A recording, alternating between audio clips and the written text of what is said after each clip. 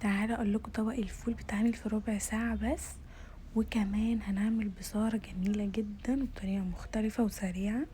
هنبدأ دلوقتي نحط مية سخنة في الحلة ومعايا فول مقشور. هننقعه في مية قبلها بساعة. ماشي، هبدأ انزل بكمية الفول دي، كوباية من الفول يعني حوالي ربع كيلو. هبدأ دلوقتي انزل بالخضرة، ربطة شبت، كزبرة، بقدونس. هننزل بالنص كده يعني شوية حلوين، وهنسيب شوية برضو وهقول لكم اعمل بهم ايه في الاخر.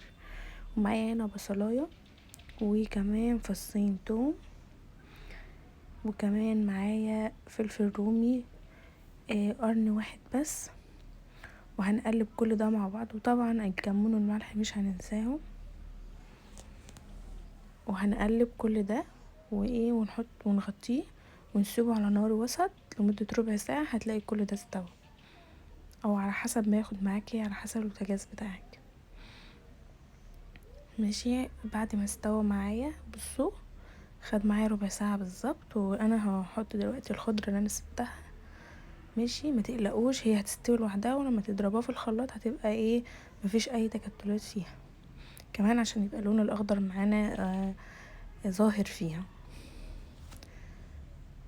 بس كده. وتعالوا بقى هضربها كده بالهاند بلندر، او ممكن تضربها في الخلاط برضو عادي زي ما انتوا شايفين. هضربه بقى وارجع لكم. دلوقتي هعمل التقليه بتاعتها. هحط معلقه سمنه بلدي، وهنزل ببصلايه متقطعه طبعا كروهات زي ما انتوا شايفين. وهنقلب لحد ما تدبل بس، او تاخد لون بسيط. هتبقى جميله جدا، وبتخلي الوصفه جميله جدا وطعمها حلو جدا. دلوقتي اخدت نص الكميه وحطيتها مع البصاره وبقلبها، والنص التاني مع التقديم. دلوقتي بقى هنعمل الفول اللي ما بيقعدش ربع ساعه على النار.